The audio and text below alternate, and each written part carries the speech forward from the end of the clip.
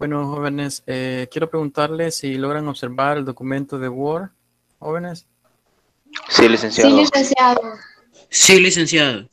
Ok, bueno, bueno. Entonces, jóvenes, la modalidad para ese día, pues, es igual que la pasada, ¿verdad? Vamos a darle lectura a partes del documento, ir analizando aquellas ecuaciones que van saliendo y pues explicando aquellos detalles que son importantes para poder comprender el tema. Eh, El que nos había faltado, pues, son las escalas y los seres vivientes. Ese es el tema que nos faltaba de la semana anterior, porque solo habíamos visto los gráficos, ¿verdad? Y las proporcionalidades. Y el viernes, pues, lo dedicamos a realizar el laboratorio. Por eso no pudimos abarcar. Bueno, ¿a qué se refiere este tema de escalas y los seres vivientes? Nosotros sabemos que el tamaño de los seres vivos, pues, oscila, ¿verdad? Aquí da un ejemplo, entre 10 a la menos 6 metros, ¿sí? Es decir, las micras de metros, y hasta los 100 metros. En ese rango de longitudes varía, ¿verdad?, el tamaño de los seres vivos. Entonces, el documento da algunos ejemplos, ¿verdad?, de estos tipos de organismos. Les voy a compartir el documento y ustedes posteriormente pueden leer con mayor detalle, ¿sí? Pero lo que nosotros queremos eh, estudiar en este momento es la relación que hay entre el tamaño y en la función de los seres vivos. Saber que si un ser vivo, ¿sí?, cambia en cuanto a sus dimensiones, pues sus funciones ya no van a ser desarrolladas de la misma manera. Hasta tal punto también puede hacer de que ya no sea viable, ¿sí?, la función de vida. Eso es lo que vamos a ver. Pero para eso definimos primero el principio de semejanza, porque lo que vamos a hacer es una comparación entre el tamaño de los seres vivos, ¿sí? Okay. Arquímedes fue el que estableció este principio, ¿verdad?, de semejanza. Es decir, dos figuras pueden ser semejantes independientemente de la longitud que éstas tengan, ¿sí? Bueno, después Galileo dijo que había algunas limitaciones en cuanto a las dimensiones de los objetos, porque en realidad Arquímedes explicaba bien la semejanza, pero más que todo entre las dimensiones de objetos. Eh, ya sea si es en una dimensión, cuando estamos hablando de una sola longitud, si es dos dimensiones, cuando estamos hablando de una superficie o de un área, o de tres dimensiones cuando estamos hablando de volumen. Pero los seres vivos se comportan a veces de manera un poco distinta, ¿sí?, a esas formas geométricas que se observan en matemáticas. Por lo tanto, aparecen, ¿sí?, otros principios que más adelante los vamos a ver. Okay. Eh, vamos a adelantar. Ok.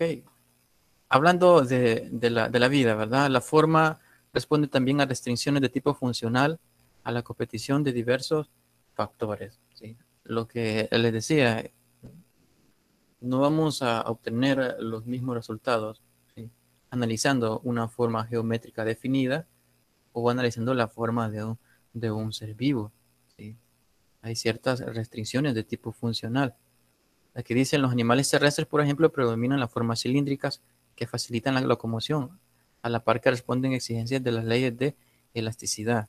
Entonces, dependiendo de la función que tenga el ser vivo, así será también la forma que éste posea. Bueno, entonces, en geometría vamos a denominar figuras semejantes a aquellas que tienen la misma forma, ¿sí? Es decir, formas idénticas, lo único que cambia es el tamaño. El tamaño. Ahora, cuando dos figuras, dice, son semejantes, sus líneas o lados homólogos, líneas, o que son líneas o lados que hacen la misma función, son proporcionales. Veamos, aquí tenemos un ejemplo, ¿sí? tenemos dos figuras. Estas figuras, digamos, pueden ser dos hojas. Una es más pequeña, fíjense, y la otra es más grande. La figura 2 es más grande que la figura 1. Pero si pueden observar, la forma es la misma. ¿Sí? C1 y C2 son los contornos de la figura. A1 y A2 pues es el largo de la figura. ¿Sí? Es decir, toda esa línea que vemos en medio de la figura es A1 en la figura 1 y A2 en la figura 2. Y B1 con B2 pues son los lados de este cuadrado inscrito dentro de la figura. Ahora, vamos a decir que estas dos figuras van a ser semejantes de acuerdo a los siguientes criterios. De acuerdo a que se cumpla que la relación que hay entre las longitudes de las dos figuras pues tiene que ser a una constante. ¿Sí? Es decir, la longitud A2 sobre la longitud A1 debe ser igual a la longitud B2 sobre B1 y eso es igual a la longitud C2 sobre C1.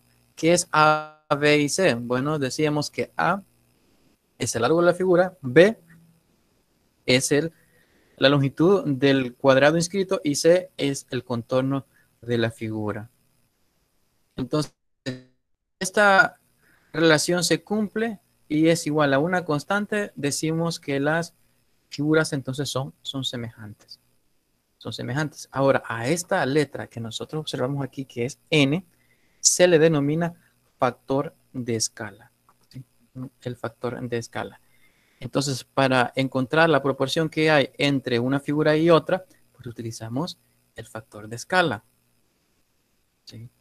Es como cuando nosotros hacemos una relación en cuanto a tamaños, ¿verdad? Y decimos, el padre es el doble de alto que el hijo. ¿Sí? Entonces, ahí el factor de escala sería el número 2 que tenemos ahí, ¿verdad? Porque es con respecto a ese 2, es que nosotros podemos analizar la relación que hay entre las alturas en el ejemplo que les acabo de decir. Bueno, entonces, aquí tenemos esta ecuación es la que nos interesa. Decimos que la relación entre las longitudes de dos figuras semejantes de escala. Bueno, cuando hablamos de L nos estamos refiriendo a una dimensión lineal. Es decir, solo una dimensión. Okay. Ahora, esta dimensión lineal puede ser cualquier característica de longitud. Todo puede ser. El largo, ¿sí? Del lado de un cuerpo puede ser el perímetro, el radio, el diámetro. Es decir, todas aquellas magnitudes que se miden, ¿sí? En unidades de longitud, pues nos estamos refiriendo a que obedece a esta relación lineal. L2 sobre L1 es igual a N, donde L2, ¿sí? Puede ser en cualquiera de las dos longitudes. ¿Sí? Si traemos a memoria el ejemplo anterior, L2 podría ser la estatura del padre, L1 puede ser la estatura del hijo. ¿Sí? Y la relación entre esta estatura, pues les decía que era igual a 2, que sería nuestro factor de escala. Fíjense que si nosotros despejamos este L1 que está acá, ¿sí? Está dividiendo, lo pasamos a multiplicar, pues vamos a tener otra relación. En este caso tenemos que L2 es igual a N veces L1. ¿Sí? En el ejemplo del padre, bueno, la longitud o la estatura del padre es igual a 2 veces la estatura del hijo. ¿Sí? También se puede analizar de esa manera. Pero aquí lo que hacemos es una división entre sus proporciones. Bueno. Ahora, dice, puede evidenciarse que n es el factor por el que se han de multiplicarse las dimensiones lineales de la figura pequeña para obtener las dimensiones lineales de la figura grande. ¿Sí? Es lo que yo les decía. Se multiplica por n la estatura del niño para que sea idéntica a la estatura del padre. ¿Sí? En pocas palabras, es lo que dice este texto. ¿Sí? Bueno.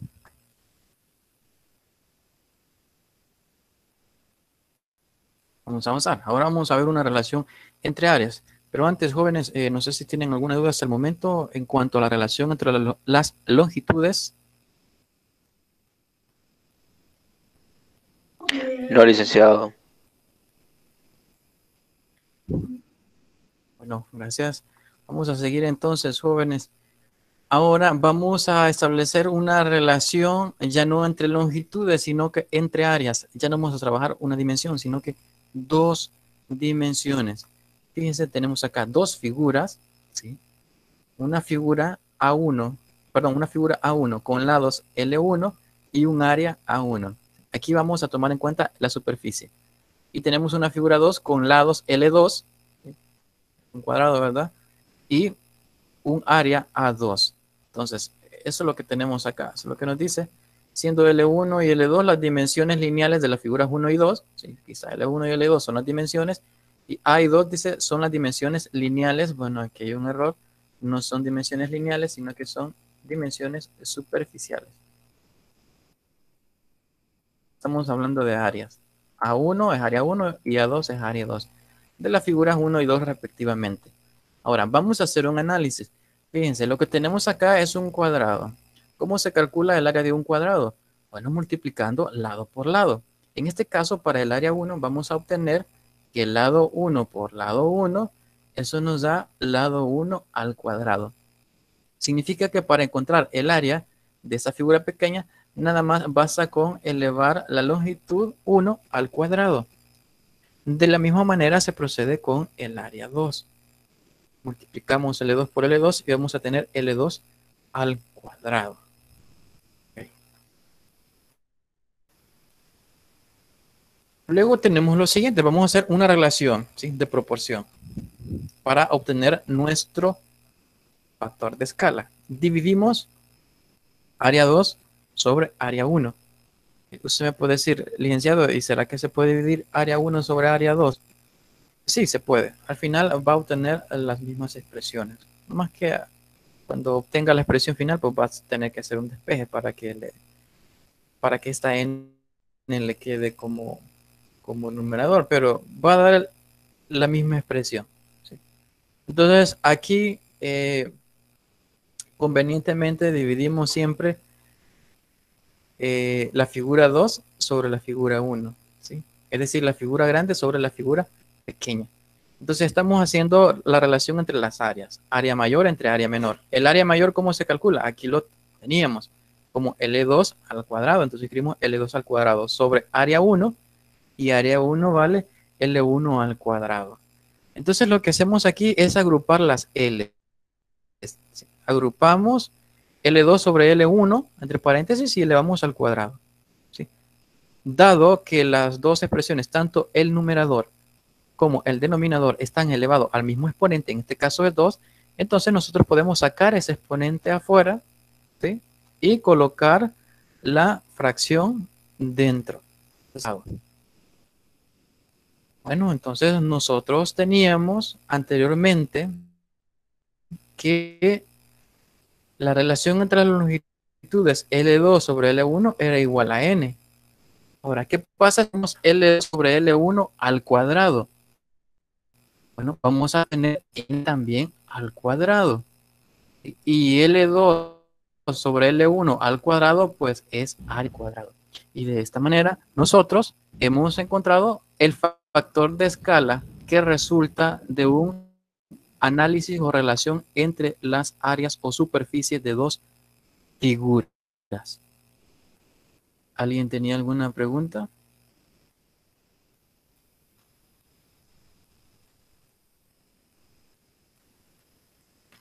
Bueno, no. Bueno, entonces es de hacer distinciones, jóvenes. Fíjense, esta es una expresión. La vamos a ocupar. Y esta es otra expresión. Son dos expresiones distintas, ¿verdad? Y las dos las vamos a ocupar para realizar problemas. Esta es la relación entre las longitudes y esta es la relación entre las superficies. Las dimensiones, la dimensión, perdón, superficial es directamente proporcional a la dimensión lineal elevado al cuadrado, ¿sí? Eso es lo que nosotros obtenemos acá. Y fíjense, lo que pasa es que en vez de escribir L2 al cuadrado, pues yo lo que he escrito es 2, es decir, área. En vez de escribir L1 al cuadrado, sería aquí, ¿verdad? escrito a 1. Y nos da como resultado esta expresión que está en azul. Pero en conclusión lo que decimos es que el área es directamente proporcional a la longitud al cuadrado. Es lo que son la misma cosa, ¿verdad? Es decir, que si a usted le dan las longitudes de una figura, pues puede encontrar el área. Y el área va a ser mayor cuanto mayor sea la longitud. Eso es lo que nos dice esta expresión. Bueno, ya vimos esto, ¿verdad? Las relaciones de proporcionalidad en la clase pasada. Bueno, entonces tenemos hasta el momento dos relaciones, una de longitud y una de área. Ahora vamos con una relación volumétrica. ¿Sí? En este caso vamos a considerar dos cubos. Estamos trabajando ahora en 3 dimensiones. Dos cubos, un cubo pequeño y un cubo grande, los cuales son representados por la figura 1 y la figura 2. Vamos a hacer el mismo análisis que hicimos para la superficie. Nosotros sabemos que el volumen de lados que tiene ese cubo. ¿Sí? Y como los 3 lados en un cubo tienen el mismo valor, entonces obtenemos lado al cubo. Por lo tanto, el volumen del cubo 1 se va a calcular como lado 1 al cubo. Y el volumen de la figura 2 se va a calcular como lado 2 al cubo. Ahora vamos a realizar una relación entre los dos volúmenes. ¿Sí? Dividimos volumen 2 sobre volumen 1. El volumen 2, ¿sí?, se calcula como lado 2 al cubo. Entonces escribo aquí lado 2 al cubo sobre el volumen 1. Y el volumen 1 se calcula como L1 al cubo. Nuevamente agrupo L2 sobre L1 y todo eso lo elevo al cubo.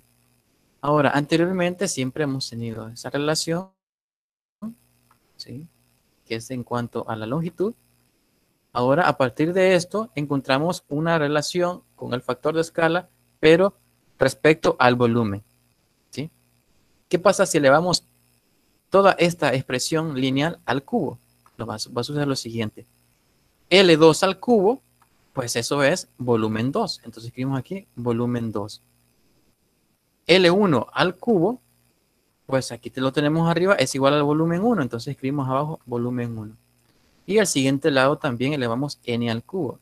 Es lo que tenemos acá, n al cubo. Y de esta manera entonces hemos encontrado la relación, pero esta vez para una del cubo. Entonces no olviden, para una relación lineal el factor de escala no va elevado a ningún exponente. Para una relación superficial el factor de escala va elevado al cuadrado. Y para una relación de volumen el factor de escala va elevado al cubo. Y si quisiéramos agregarlo, De eso podemos elevar al nosotros tercer acto, ¿no? tenemos. ¿Cómo? Si pudiéramos agregar, si Dígame. quisiéramos agregar más dimensiones, lo elevaríamos la cuarta al tercer acto. Sí, aunque sí, a simple vista sí, pero para objetos de estudio sería bastante, bastante complicado, ¿verdad? Porque, o sea, nosotros dimensionamos nada más 3, o sea, tenemos la percepción de 3 dimensiones y una dimensión temporal, que es la que le llaman la cuarta dimensión, pero no tiene que ver con espacio, sino que tiene que ver con tiempo. Este, eh, no sé, intente usted imaginarse una cuarta dimensión espacial, ¿hacia dónde iría? Sí, es un poco complicado, sí, y está alejado de nuestro objeto de estudio, ¿verdad? Así que nos vamos a quedar nada más hasta el cubo, ¿sí? Elevado al cubo, porque son las dimensiones las cuales nosotros podemos percibir, ¿sí? Entonces, nosotros en conclusión decimos que el volumen es directamente proporcional al lado al cubo. Eso es a lo que hemos concluido. No sé si tienen alguna otra pregunta respecto a estas relaciones del factor de escala con cada una de las dimensiones.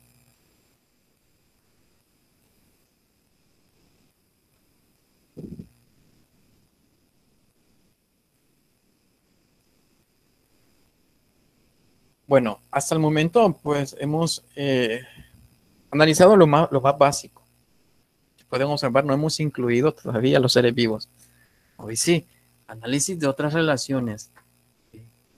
Entonces, las dimensiones lineales, dicen, en el caso de los sólidos geométricos regulares, tales como cubos, esferas, etcétera, son fáciles. Pero en el caso de insectos, de perros, de humanos, etcétera, es decir, cualquier ser vivo, incluyendo la célula misma, entonces, ¿cómo debemos trabajar estas dimensiones? Dado que no son cuerpos geométricos sólidos regulares, sino que son bastante irregulares. Nuestra forma es irregular. Bueno, entonces lo que se hacen son aproximaciones, ¿sí?, en cuanto a las funciones de los diferentes organismos, ¿sí? Por ejemplo, la altura, ¿sí?, anteriormente le decía, ¿verdad?, el tamaño, el grosor, etcétera. Bueno, entonces la importancia, dice, de estas relaciones geométricas procede del hecho de que ciertas propiedades físicas de un cuerpo dependen del volumen y otras dependen del área. Ya vamos a ver a qué se refiere esto. Entonces, la razón de tales propiedades dependerán, por tanto, del tamaño del cuerpo. A continuación, dice, estudiaremos alguna de estas relaciones. Primeramente, vamos a estudiar la relación entre las masas. ¿Sí? Entre las masas. Si tenemos cuerpos, dice, un cuerpo homogéneo, es decir, que es de densidad uniforme, a eso nos referimos. La masa de dichos cuerpos, dice, que es proporcional a su volumen, ¿sí? Es decir, la masa es directamente proporcional al volumen. Anteriormente nosotros habíamos establecido la relación entre el volumen. Entonces, establecer la relación entre el volumen es igual a establecer la relación entre las masas, ¿sí? Porque la masa es directamente proporcional al volumen. Y como el volumen es directamente proporcional a la longitud del cubo, entonces, dada esta relación, nosotros también confirmamos que la masa es directamente proporcional a la longitud del cubo, es decir, al volumen. Y eso es lógico, porque en nosotros los seres vivos, mientras más sea el volumen que tenga el cuerpo, pues mayor será la masa. ¿Por qué? Porque la densidad no cambia, la densidad se va a mantener uniforme, ¿sí? Si este no fuera el caso, si un cuerpo al tener un mayor volumen no aumentará la masa, entonces decimos que el cuerpo no es homogéneo y no se aplica esta relación de masa. Esto solo está para cuerpos homogéneos, es decir, de densidad uniforme, densidad constante.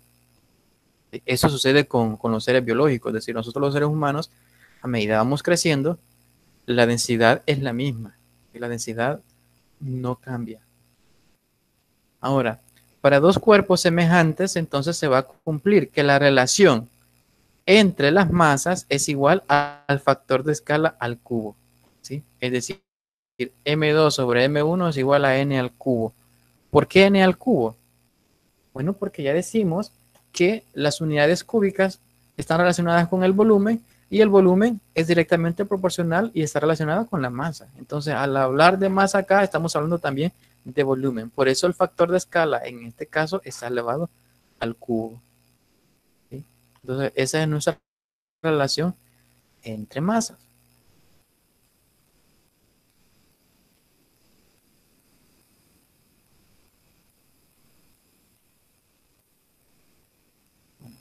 Vamos a ver ahora la relación entre las fuerzas, ¿sí?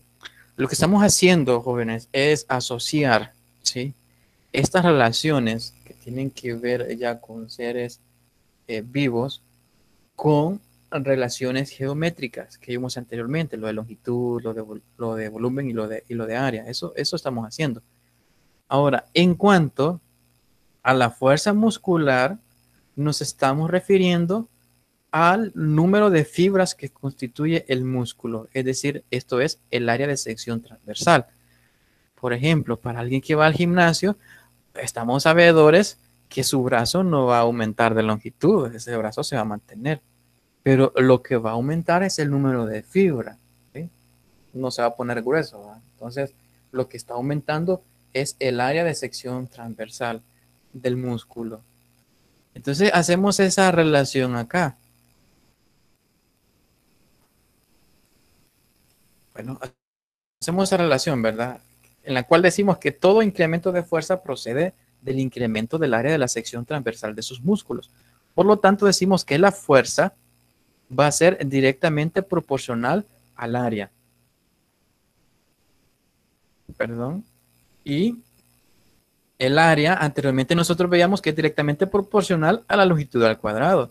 Entonces nosotros podemos decir también que la fuerza es directamente proporcional a la longitud al cuadrado. ¿Sí? Ahora, para dos cuerpos semejantes, nosotros podemos establecer la relación entre la fuerza y decir fuerza 2 sobre fuerza 1 es igual al factor de escala al cuadrado. ¿Por qué va al cuadrado el factor de escala? Porque ya decimos que la relación entre las fuerzas es directamente proporcional al área y el área son dimensiones cuadradas. Por lo tanto, el factor de escala va elevado al cuadrado. Y esta es otra relación de proporción con su respectivo factor de escala. Esto es en cuanto a las fuerzas. Ahora, esto es en cuanto a la fuerza en general, jóvenes. Ahora veamos en cuanto a la fuerza relativa. ¿Qué nos referimos con la fuerza relativa? Pero antes, jóvenes, no sé si hay alguna pregunta en cuanto a la relación de fuerza. No, Liz. Bueno, gracias por contestar. Vamos a seguir entonces. La fuerza relativa de un animal dice que se define la razón del peso que el animal puede levantar, ¿sí? Y el propio peso del animal. A eso nosotros le llamamos fuerza relativa. Repito, fuerza relativa, FR, va a ser igual al peso que se puede levantar sobre el peso mismo, en este caso, del animal. Aquí vamos a denotar el peso que se puede levantar como peso L y el peso propio del animal como P. Entonces, de esta manera se va a calcular la fuerza relativa. ¿Sí? Fuerza relativa. Peso que uno puede levantar con respecto al peso de uno mismo. Ahora, vamos a considerar un ejemplo práctico acá. Tenemos dos hormigas. ¿Sí? Una hormiga normal y una hormiga gigante. ¿Sí? Han escuchado hablar, ¿verdad?, de que una hormiga puede levantar tantas veces su propio peso y que un humano no. Y por eso decimos que la hormiga entonces tiene más fuerza que el ser humano. Bueno, ya vamos a ver si eso es cierto. Entonces, nosotros lo que esperaríamos con una hormiga gigante también entonces es que pueda levantar también tantas veces su propio peso como la hormiga normal. ¿Sí? ¿Sí o no? Eso es lo que nosotros esperamos. Si acaso pudiéramos hacer que una hormiga aumentara su tamaño y obtener hormigas gigantes, pues eso es lo que esperamos, que tenga la misma fuerza que una hormiga pequeña en cuanto a la cantidad de peso que puede levantar. ¿Sí? Pero vamos a ver si eso es cierto.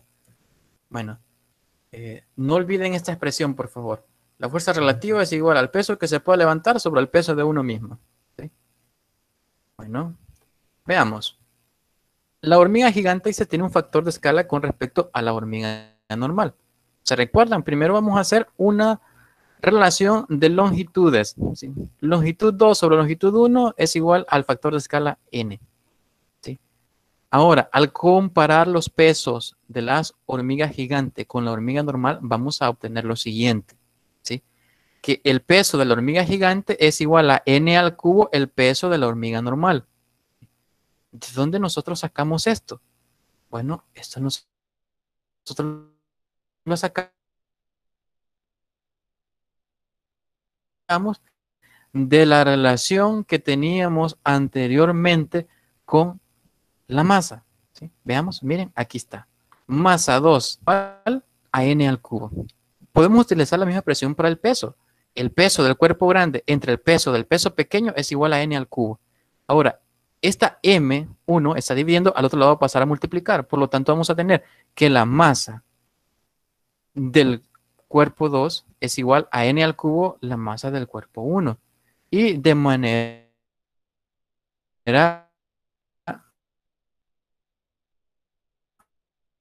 analógica la podemos hacer con los pesos. Y esto es lo que tenemos acá abajo. Fíjense bien, eso es lo que tenemos acá. ¿sí? El peso, el veces lo que pesa la hormiga normal, ¿sí? Dicho de otra manera, la masa de la hormiga gigante es igual a n al cubo la masa de la hormiga normal, o de la hormiga pequeña, ¿verdad? Entonces, tenemos ahorita dos relaciones. Una relación entre los pesos y una relación entre las longitudes. Lo que vamos a establecer, jóvenes, repito, es establecer la fuerza relativa. Una relación entre la fuerza relativa. Ahora, tenemos, ¿sí?, una relación de fuerza. Ahora, el peso que puede levantar la hormiga gigante. ¿Sí? Ojo, no es lo mismo el peso de la hormiga gigante con el peso que puede levantar la hormiga gigante. Acá arriba nos estábamos refiriendo a la masa, ¿sí? Y acá abajo nos estamos refiriendo a la fuerza, ¿sí? Porque es el peso que la hormiga gigante puede levantar. Nos estamos refiriendo a fuerza. Es igual a n al cuadrado la fuerza que puede ejercer la hormiga normal, es decir, el peso que puede levantar la hormiga normal. ¿Por qué va elevado al cuadrado? Bueno, porque en cuanto a fuerza, nosotros anteriormente teníamos que, quizá, ¿verdad?, la relación es de n al cuadrado. Si despejamos de acá, F1 está dividiendo, va a pasar al otro lado a multiplicar, ¿sí? La fuerza del cuerpo grande, F2, entonces va a ser igual a n al cuadrado, la fuerza del cuerpo pequeño abajo. ¿Sí? Eso es lo que tenemos acá abajo. Fíjense, dicho de otra manera, acá, la fuerza de la hormiga grande es igual a n al cuadrado, la fuerza de la hormiga pequeña. ¿Sí? Eso es lo que tenemos acá. No más que aquí está escrito no con simbología, sino que con letras. ¿Sí? Pero lo podríamos escribir para no confundirnos. Un momento, por favor.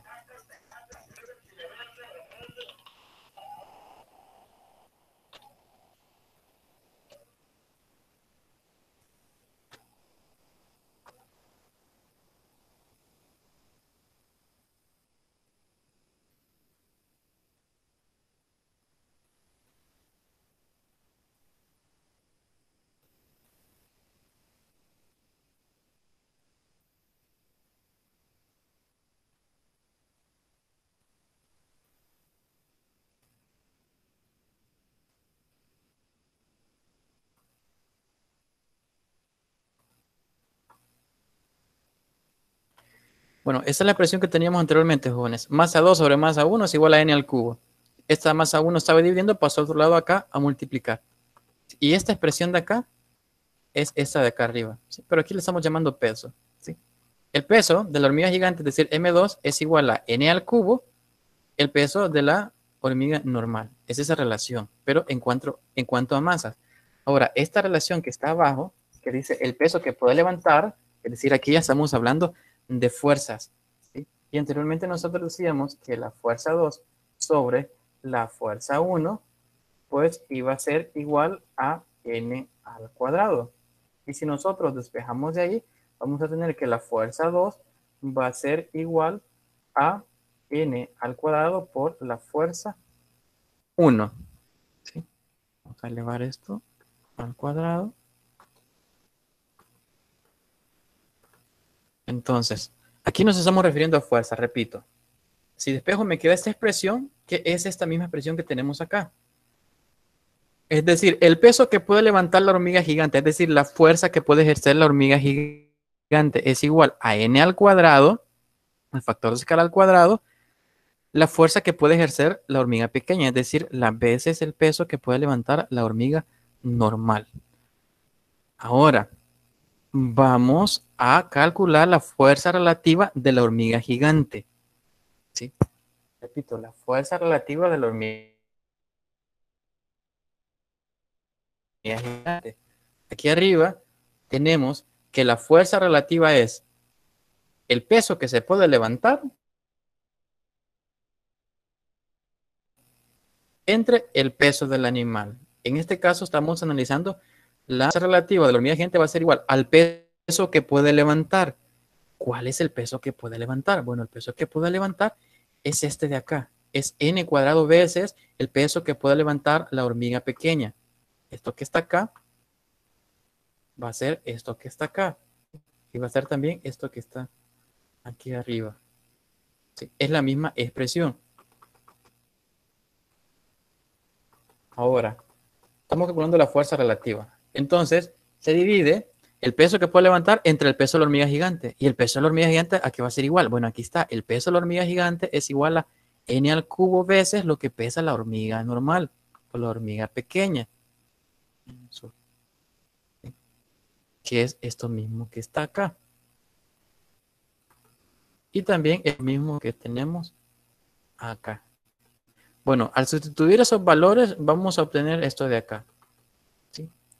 Que la fuerza relativa de la hormiga gigante va a ser igual al factor de escala al cuadrado por el peso que levantar la hormiga normal, es decir, la hormiga pequeña sobre n al cubo pequeña. Entonces, aquí, fíjense bien, tenemos n al cuadrado y abajo tenemos n al cubo, por lo tanto se eliminan estas dos n que están aquí, ahora nos queda una n. Por eso es que nos queda un factor de 1 sobre n. Ahora, el peso que puede levantar la hormiga pequeña entre el peso de la hormiga pequeña, pues es la fuerza relativa de la hormiga pequeña o la hormiga normal. Entonces tenemos esta expresión. ¿Sí? Y esta es la expresión o la relación que hay entre las fuerzas relativas. Bueno, entonces fíjense que la fuerza relativa de la hormiga grande va a ser una fracción, porque tenemos 1 sobre n, una fracción de la fuerza relativa de la hormiga pequeña. Pequeña que la de una hormiga con un factor de 1 sobre n. Apliquemos este resultado a un caso concreto. Aquí habla de un caso concreto. ¿Sí? Por ejemplo, dice, bueno, aquí está la respuesta, ¿verdad? A lo que les decía anteriormente. A menudo se dice que la hormiga es más fuerte que un hombre. ¿Sí? Ustedes en alguna ocasión han escuchado esta expresión, una hormiga es más fuerte que un hombre, porque dice que la hormiga puede levantar 3 veces su propio peso. Entonces, si tuviera una hormiga gigante, pues fuera más fuerte que el hombre. Mientras que un hombre común, dice, solo puede levantar alrededor de la mitad de su propio peso. Es decir, que uno mismo solo puede normalmente la mitad de lo que uno pesa, ¿verdad? Es decir, la fuerza relativa de una hormiga es de 3, ¿sí? Y la de un hombre es 0.5. Sin embargo, dice, es erróneo llegar a la conclusión de que una hormiga es más fuerte. Les decía, ¿verdad? Esa aseveración está incorrecta. No es correcto decir que una hormiga es más fuerte, ya que la hormiga tiene una fuerza relativa mayor a causa precisamente de su pequeño tamaño. ¿Por qué la hormiga puede levantar 3 veces su propio peso? Pues es por su tamaño, nada más. Ahora, para comparar realmente la fuerza de una hormiga con la de un hombre, se debe tener en cuenta la diferencia de tamaños. Bueno, vamos a hacer un ejemplo práctico. Perdón. Dice que si consideramos una hormiga normal, bueno, una hormiga normal mide 1.2 centímetros, ¿sí? Y el tamaño normal de un hombre es 173 centímetros. Okay. Ahora, el factor de escala, recuérdense, factor de escala normal entre longitudes es longitud 2 sobre longitud 1. Es decir, la longitud del cuerpo grande, en este caso 173 centímetros, sobre la longitud del cuerpo pequeño, que es 1.2 centímetros. Y al dividir esto nos da un valor de 144. ¿Qué significa esto? Que la relación entre longitudes es que la longitud de una hormiga, ¿sí? Perdón, de un hombre es 144 veces la longitud de una hormiga. Ahora, en cuanto a las fuerzas relativas, recuerden, nosotros habíamos encontrado que la fuerza relativa, ¿sí?, del cuerpo grande es igual a 1 sobre n por la fuerza relativa del cuerpo pequeño. En este caso, estamos comparando una hormiga, ¿sí?, con un hombre. Entonces, decimos acá que la fuerza relativa de una hormiga, vamos a llamar hormiga gigante, va a ser igual a 1 sobre n por la fuerza relativa de un hombre normal. Ahora, sustituimos los datos. 1, ¿sí?, eh, sobre 144. ¿De dónde tuvimos 144? Pues eso vale n, es nuestro factor de escala. Y eso lo multiplicamos por 3, que es la fuerza relativa de la hormiga normal. Perdón, aquí es hormiga normal. ¿Sí? Aquí estamos analizando hormiga gigante y hormiga normal, ¿sí? Pero con un factor de escala que se obtiene de compararlo con respecto a la longitud de un hombre. ¿Alguien tiene una pregunta ahorita? Sí, una duda. Dígame. La fuerza relativa de un hombre no Sí. sería más bien de 1.5, porque además de estar sosteniendo su propio peso, también está sosteniendo otro peso. Ok. ¿Cómo? 1.5. No, porque la fuerza relativa solo es lo que puede levantar quitando su propio peso. ¿Sí? Quitando su propio peso. Eso es relativo. ¿Sí? Si es su propio peso más lo que está levantando, eso sería que la fuerza total, no sería la fuerza relativa. ¿Sí? Entonces llamémosle fuerza relativa a la fuerza que puede levantar entre, decíamos, el peso propio del cuerpo. ¿Sí? Entonces, volviendo al ejercicio, solo vamos a resumir. Esta ecuación ya la habíamos obtenido anteriormente, ¿sí? Que nos dice que la fuerza relativa de una hormiga gigante es igual a 1 sobre n por la fuerza relativa de una hormiga pequeña, ¿sí? O una hormiga normal. Era hormiga normal, yo digo hormiga pequeña, pero es una hormiga normal. Ahora, pero para sacar el factor de escala lo hacemos con respecto al tamaño de un hombre, ¿sí? O un tamaño de un hombre promedio que es 173 centímetros y el de una hormiga normal que es 1.2 centímetros. Esto es 144. Ese es el factor de escala que utilizamos acá. Entonces, hacemos esta relación entre las longitudes solo para encontrar el factor de escala. Una vez encontramos el factor de escala, lo sustituimos acá en esta ecuación 1 sobre 144 por 3. Este por 3, pues es la fuerza relativa es de 3, porque puede levantar 3 veces su propio peso, ¿sí? Entonces, si hacemos esta operación 1 sobre 144 por 3, eso da un valor de 1 sobre 48. 1 sobre 48. Entonces, ¿qué significa este resultado? Bueno, se puede observar, dice que la fuerza relativa de la hormiga gigante es mucho menor que la fuerza relativa de un hombre. Fíjense. Es decir, si tuviéramos una hormiga del tamaño de un hombre, es decir, de 173 centímetros, ella no levantara 3 veces su propio peso, ¿sí?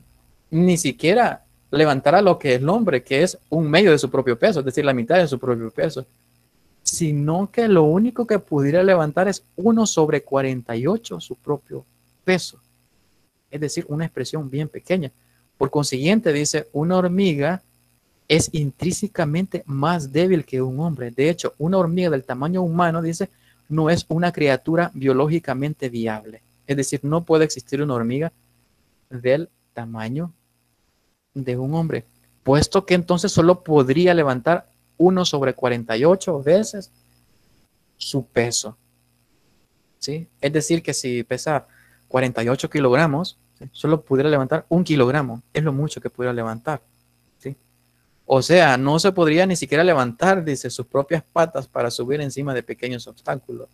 Es decir, no pudiera caminar, entonces no pudiera existir una hormiga del tamaño de un humano, ¿sí?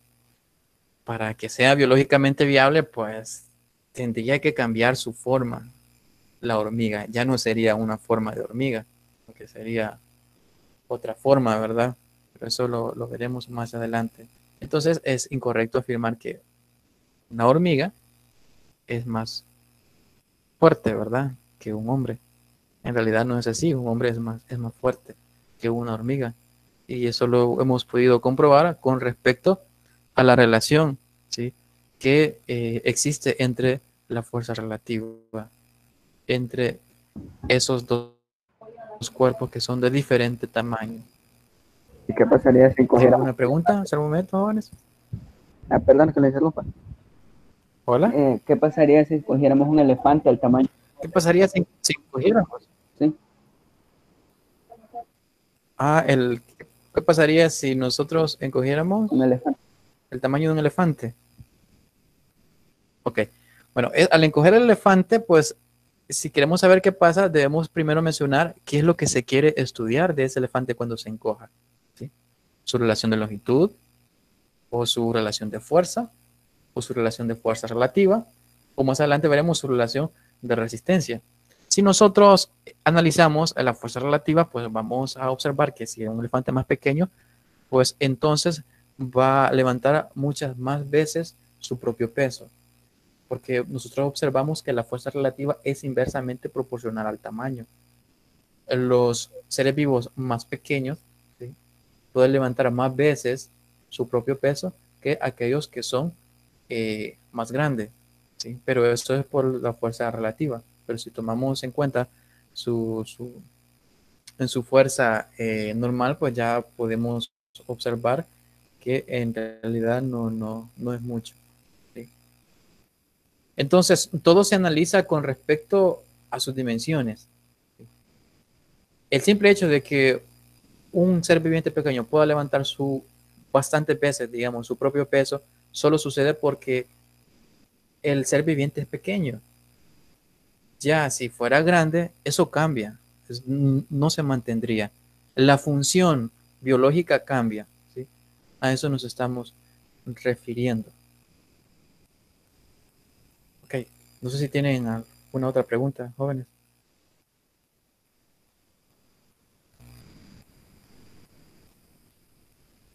Todo está claro. Increíble clase. Bueno, eso espero, ¿verdad? Sí, es bastante interesante, jóvenes. Si usted no logra entender muy a cabalidad, pues igual el documento se lo voy a compartir, lo podrá leer de nuevo o si gusta también me puede preguntar, ¿sí? No hay ningún problema. Ahora, en cuanto a la relación de resistencias, veamos. Bueno, lo que se ha dicho acerca de la fuerza de los músculos también se aplica a los huesos. Aquí entonces vamos a hablar acerca de los huesos. Es decir, se puede decir con buena aproximación que la resistencia de los huesos de un animal está determinada por su peso, ¿sí? Más un peso adicional que puede cargar sin llegar a deformarse. Entonces, la resistencia vendrá dada por el peso del animal más el peso adicional que éste puede cargar. Entonces, de esta manera vamos a definir la resistencia de un animal. Repito, la resistencia va a ser igual al peso propio del animal más el peso adicional. De esa manera vamos a analizar la resistencia. Ahora, en cuanto a las dimensiones, ¿cómo relacionar la resistencia con las dimensiones? Bueno, se tiene que la resistencia de un hueso es directamente proporcional, dice, al área de sucesión transversal. ¿Sí? Es decir, mientras más grueso sea un hueso, pues este va a ser más resistente. A eso nos referimos. Alguien me dijo por ahí, un elefante. Si te puede ver las patas de los elefantes o los huesos son mucho más gruesos, es decir, su área de sección transversal pues es muchísimo mayor. Por eso es que tiene una mayor resistencia y la resistencia es tal que puede cargar su propio peso, el cual es bastante. Entonces, aquí hacemos una relación, ¿sí?, de la resistencia y el área. Entonces, la resistencia es directamente proporcional al área, ¿sí? Y el área es directamente proporcional, decíamos, a L a la longitud al cuadrado. Por lo tanto, la resistencia también es directamente proporcional a L cuadrado. Y por esa razón, para establecer una relación de semejanza entre resistencias, ¿sí?, de dos cuerpos o de dos figuras, el factor de escala va a ir elevado al cuadrado. ¿Por qué va a ir elevado al cuadrado? ¿No? Porque la relación entre la resistencia es directamente proporcional al área de sucesión transversal y el área se da en unidades cuadradas. Por eso el factor de escala está elevado al cuadrado. Bueno, Dice que en la naturaleza, entonces encontramos que la forma de los animales grandes es muy diferente de los animales pequeños. Si comparamos un elefante con un perro, observamos que el espesor de las patas del elefante es diferente de las del perro. ¿Sí? Es decir, mientras más resistencia, ¿sí?, se quiere obtener, entonces el área eh, transversal de los huesos, es decir, el grosor de los huesos, pues tiene que ser mayor. En cambio, si no es mucho la resistencia que se quiere obtener, pues entonces no es mucho el área de sección transversal del hueso, entonces tiene que ser pequeño. La forma de un perro normal, ¿sí? Es decir, tendría que cambiar pues prácticamente el área de sección transversal de los huesos, ¿sí? Porque tiene que tener resistencia para soportarse a él mismo y a otra carga, ¿verdad? Entonces, eh, dice que por razón de la resistencia de su hueso respecto al peso del animal es demasiado pequeña. Por eso es imposible que se tenga un perro del tamaño de un elefante. Por lo tanto, dice, los huesos y los músculos de los animales grandes deben ser desproporcionadamente más anchos, ¿sí?, que los huesos y músculos de los animales pequeños. Y eso es lo que observamos en la naturaleza. Los animales más grandes tienen músculos más grandes, huesos más grandes, ¿sí?, porque el tamaño lo requiere. A eso nos referimos. Bueno, eso es en cuanto a la resistencia. Ahora tenemos la resistencia específica. La resistencia específica, pues, es una relación entre la resistencia por unidad de masa, ¿sí? Solamente dividimos resistencia entre unidad de masa y podemos encontrar la resistencia específica. Ahora, recuerden ustedes que la resistencia era proporcional a L al cuadrado, ¿sí? En cambio, la masa es proporcional a L al cubo. Por lo tanto, aquí la resistencia específica, esta expresión que tenemos acá, es igual a la resistencia entre la masa. Ahora, la resistencia es proporcional a L al cuadrado y la masa a L al cubo. Entonces hacemos esta división L al cuadrado sobre L al cubo. Bueno, entonces vamos a tener 1 sobre L. Por lo tanto, la resistencia específica es proporcional a 1 sobre L. Eh, ¿Cuál es la interpretación de este resultado? Bueno, veamos acá. Ahora, comparando a manera de ejemplo, dice la resistencia específica de un ser humano de 2 metros de altura con un insecto de 2 metros de altura.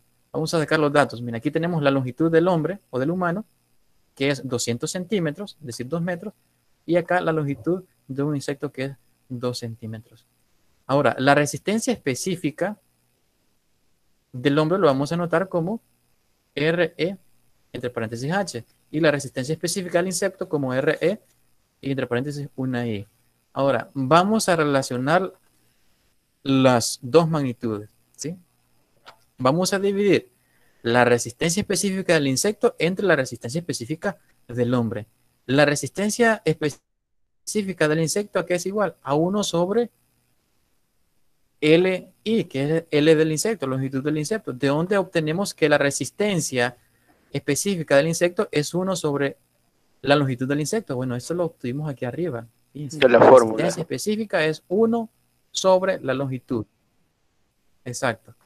Entonces, igual, ¿verdad? Eso sobre la resistencia específica del hombre. Y la resistencia específica del hombre es 1 sobre la longitud del hombre. ¿Sí? Aquí hacemos una multiplicación. Multiplicación de los extremos entre la multiplicación de los medios. 1 sobre longitud del hombre, pues tenemos longitud del hombre. Y longitud del insecto por 1 tenemos longitud del insecto. Es decir, que esta expresión que tenemos acá, al operarlo, nos da como resultado la longitud del hombre sobre la longitud del insecto. ¿Sí? Entonces, la longitud del hombre, ya habíamos dicho que son 200 centímetros, es decir, 2 metros. En este caso estamos tomando esta longitud. y la longitud del insecto es de 2 centímetros. Y nosotros observamos acá que 200 sobre 2, eso da 100. ¿Sí? Y si nosotros despejamos, acá la resistencia específica del hombre está, significa que la resistencia específica de un insecto es 100 veces. Quiere decir entonces que un insecto tiene una resistencia específica 100 veces mayor. A eso es lo que nos referimos, y por esa razón es que los insectos, ¿verdad? O los seres vivos más pequeños pues tienen una mayor resistencia. ¿Sí? ¿Tienen alguna pregunta, jóvenes, hasta el momento?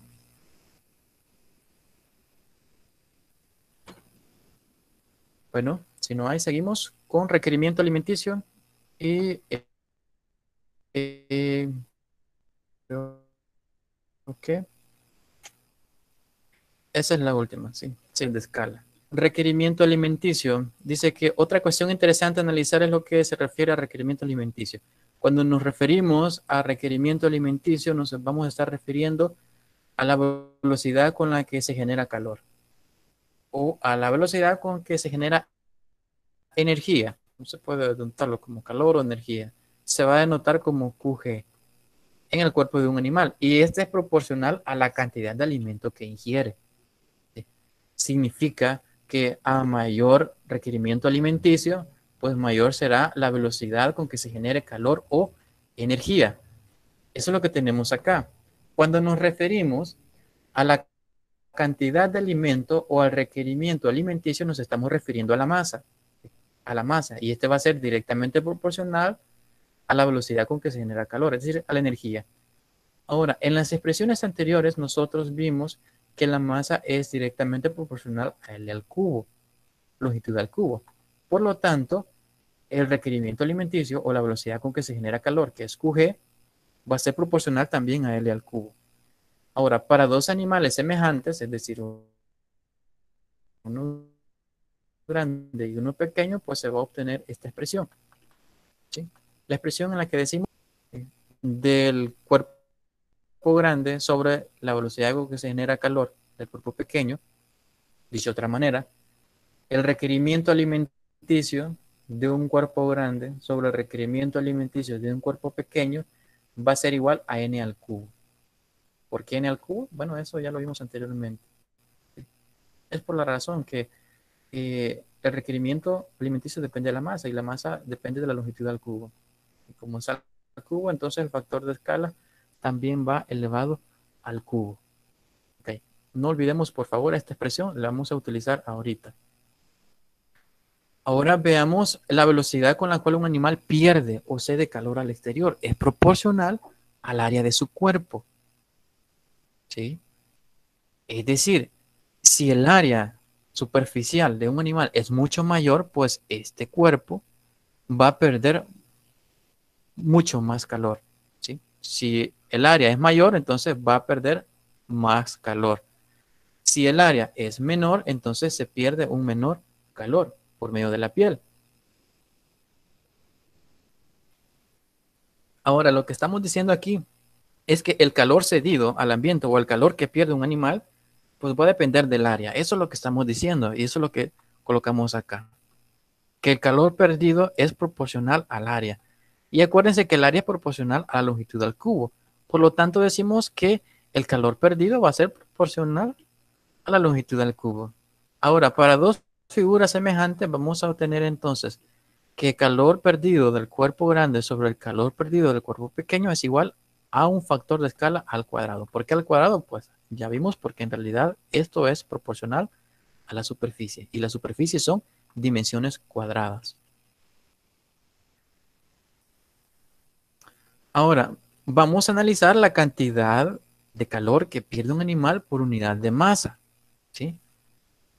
De otra manera, QP, donde Q es calor y P es perdido. El calor perdido por unidad de masa es igual a qué? Bueno, nosotros decimos que el calor perdido es directamente proporcional a L al cuadrado. ¿Por qué? Porque el calor perdido depende de la superficie del cuerpo.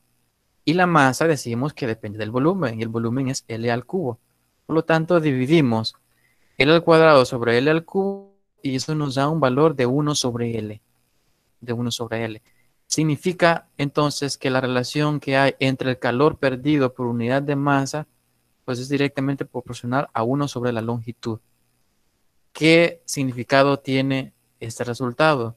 Bueno, que un animal muy pequeño entonces pierde una gran cantidad de calor, lo que reemplaza con una continua ingestión de alimentos. ¿Sí? Eso es lo que nosotros tenemos acá, que el calor perdido va a ser inversamente proporcional a la longitud, ¿sí? Porque la longitud está aquí abajo y el calor perdido está arriba, ¿sí? Significa que para cuerpos más pequeños la energía se gasta más rápido, ¿sí? Y para cuerpos más grandes la energía se gasta más lento, ¿sí? Por esa razón dice, aquí nos da un ejemplo, ¿verdad?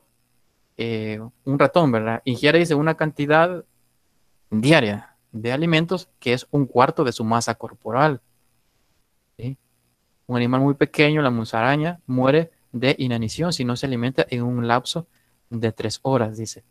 ¿Se imaginan ustedes?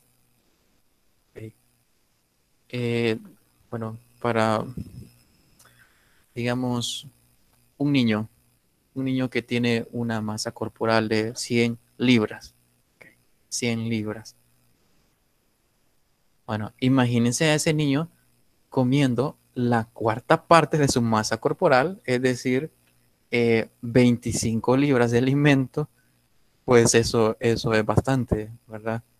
Entonces, eso tendríamos que ingerir nosotros si fuéramos del tamaño de un ratón, ¿sí? Pero bueno, no somos diseñados así, ¿verdad? Por lo tanto, necesitamos una menor, ¿sí?, requerimiento alimenticio que va de acuerdo a nuestra masa corporal. Ok. Vamos a ver un último ejemplo.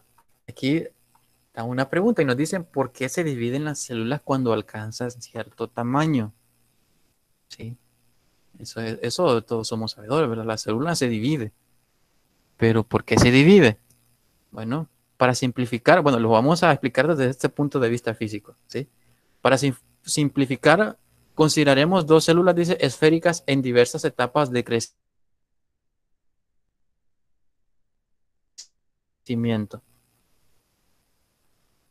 Tenemos estas 2 células, ¿sí?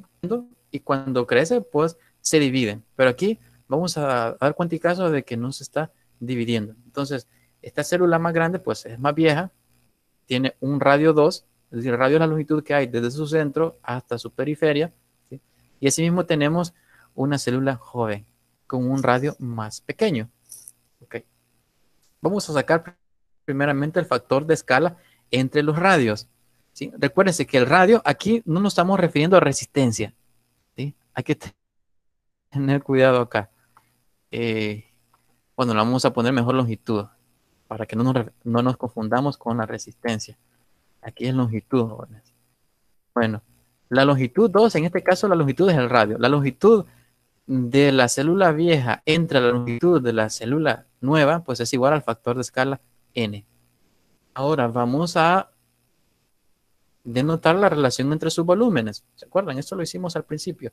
Volumen 2 sobre volumen 1, pues es igual a n al cubo. Si nosotros despejamos de acá, el volumen aquí está. Dividiendo, va a pasar al otro lado a multiplicar y vamos a tener que el volumen 2, es decir, el volumen de la célula más vieja es igual a n al cubo, el volumen de la célula más nueva. ¿Qué quiere decir esto? Bueno, dice que esto quiere decir que la célula más vieja, ¿sí?, tiene n al cubo veces el material de metabolismo de la más joven y que necesita por minuto n al cubo veces de oxígeno y otras sustancias vitales que requiere la joven, ¿sí? Por ejemplo, si decimos que hay un factor de escala, o dicho de otra manera, si una célula es 2 veces más grande que la otra, pues 2 es el factor de escala y 2 al cubo Eso es 2 por 2, 4 por 2, 8. 8 veces.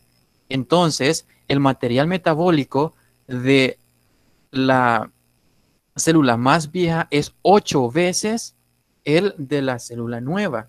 Por lo tanto, va a requerir de mayor oxígeno para realizar sus funciones vitales. Es decir, 8 veces más oxígeno va a necesitar la célula más vieja. Y esto que solo es el doble de grande, ¿sí? Si solo aumentó al doble su tamaño, pero eso no significa que va a ocupar entonces el doble de oxígeno para realizar sus funciones vitales. No, necesita 8 veces más oxígeno, ¿sí? Entonces, a medida que la célula va creciendo, va requiriendo como una mayor exigencia de oxígeno, a tal grado de que ya no se puede cumplir eso, y pues es necesario que la célula se divida. Ahora, vamos a hacer una relación acá, ¿sí? Bueno, por lo que tenemos lo siguiente. Bueno, la necesidad de oxígeno por minuto de la célula vieja, entonces va a ser igual a N al cubo la necesidad de oxígeno de la célula joven. Okay, ¿de dónde sacamos esto? ¿De dónde al cubo el volumen 1? Y decimos que como el volumen aumenta, entonces la necesidad de oxígeno por minuto también aumenta. Entonces hemos cambiado. En vez de escribir volumen 2, hemos escrito la necesidad de oxígeno por minuto de la célula vieja. Y en vez de escribir volumen 1, hemos escrito necesidad de oxígeno por minuto de la célula joven. Recuerden, el 1 es la célula joven y el 2 es la célula vieja. Entonces lo que estamos estableciendo acá es una relación en cuanto a volumen. En cuanto a volumen traducido a la necesidad de oxígeno. Bueno, sigamos. Ahora, todo el oxígeno consumido por la célula debe pasar a través de la pared de la misma. De modo que la cantidad máxima de oxígeno que puede obtener la célula vieja por minuto es proporcional al área de la pared celular. Así la célula vieja puede obtener a lo sumo n al cuadrado veces el oxígeno que obtiene la célula joven por minuto. Bueno, nosotros sabemos que el oxígeno pues entra a la célula por la pared, ¿sí? Y si la célula es más grande, entonces estamos diciendo que la superficie es más grande, ¿sí? Por lo tanto puede absorber mayor o, dicho de otra manera, necesita una cantidad máxima de oxígeno mayor, porque puede absorber más oxígeno. Ahora, es lo que tenemos acá, ¿sí? En realidad, lo que hacemos aquí es lo siguiente, es una relación también como la que teníamos del volumen. Vamos a copiar esto. Todo esto acá, abajo. Y lo vamos a pegar acá. En tal caso, aquí estamos hablando acerca del área, ¿sí? Porque el oxígeno pasa a través de la superficie de la célula. Es en el cuadrado. Por lo tanto, si nosotros despejamos eso, nos queda que área 2 es igual a n al cuadrado, el área 1. El área 1. Ok. Bueno, tenemos esta expresión. Y esta expresión es la que yo tengo acá. ¿Sí? En vez de escribir área 2, yo he escrito cantidad máxima de oxígeno que obtiene la célula vieja por minuto. Y en vez de escribir área 1, yo he escrito cantidad máxima de oxígeno que obtiene la célula por minuto. Entonces tengo dos expresiones. Vamos a borrar esto. Las dos expresiones que necesito son estas. Esta de acá, que tiene que ver con el volumen, que es la necesidad de oxígeno por minuto de superficie, ¿sí? Es decir, la cantidad máxima de oxígeno que se obtiene, ¿sí? Por medio de la pared celular, por medio de la superficie, ¿sí? Entonces tenemos estas dos expresiones. Ahora, la razón dice, entre la cantidad máxima de oxígeno que se puede obtener y el oxígeno necesario, recibe el nombre de factor de viabilidad de la célula. Cuando una célula va a poder realizar todas sus funciones vitales. ¿En qué momento? Bueno, en el momento en que tenga la cantidad máxima de oxígeno necesario, ¿sí? Entre la necesidad de oxígeno por minuto. Entonces lo que hacemos aquí es una división, fíjense bien. Dice, la razón entre la cantidad máxima de oxígeno. La cantidad máxima de oxígeno la tenemos acá, lo voy a subrayar con el mismo color morado, que se obtiene, y el oxígeno necesario. El oxígeno necesario, pues, es lo que está en azul. Bueno, en celeste. ¿Sí? Entonces, si nosotros dividimos la cantidad máxima de oxígeno y la cantidad necesaria, vamos a tener una expresión. N al cuadrado sobre N al cubo, bueno, vamos a quedar como un factor de 1 sobre N. Y eso es lo que tenemos aquí abajo. Fíjense, 1 sobre N. Y N es proporcional a L, entonces tenemos aquí 1 sobre L. Por lo tanto, llegamos a la conclusión de que el factor de viabilidad de la célula vieja es 1 sobre L, el factor de viabilidad de la célula joven. Y es el factor de viabilidad de la célula vieja es inversamente proporcional a la longitud. Significa que a mayor longitud de la célula, entonces menor factor de viabilidad de la célula. Es decir, menor capacidad para realizar sus funciones vitales. Por lo tanto, la célula no puede seguir desarrollándose. ¿Sí? ¿Por qué? Porque su longitud va aumentando, depende de la longitud. Y aquí la longitud nos estamos refiriendo al radio, ¿sí? Al tamaño de la célula. Entonces, a manera de conclusión, aquí tenemos que una célula joven tiene un factor de habilidad mayor que 1. La última relación muestra que cuando la célula crece, su factor de viabilidad disminuye y se aproxima a 1. Es lo que yo les decía. A fin de evitar la asfixia de la célula, nos referimos entonces que a medida va creciendo la célula, ¿sí? Esta se va a asfixiar porque no va a poder obtener todo el oxígeno que ella necesita para poder realizar sus funciones. Entonces la célula debe hacer dos cosas: o detener su crecimiento o dividirse. Una de dos. Bueno, esto por medio de la división celular, ¿verdad? Ahora, la célula grande con un factor de habilidad pequeño es reemplazada por dos células más pequeñas, cada una de ellas con un factor de viabilidad mayor. ¿Sí? Entonces la célula vieja se divide y en vez de tener un factor de viabilidad pequeño, lo que tenemos son dos nuevas células con un factor de viabilidad más grande. Ok. Bueno, jóvenes, eso es todo lo que les traía para hoy. ¿Hay alguna pregunta? Bastante interesante el contenido de hoy, licenciado. Nos mandará el Sí, archivo. así es, joven. Sí, en ese momento se los voy a mandar por medio de WhatsApp para que puedan repasarlo. Un momento entonces, jóvenes, si no hay pregunta, vamos a detener la grabación.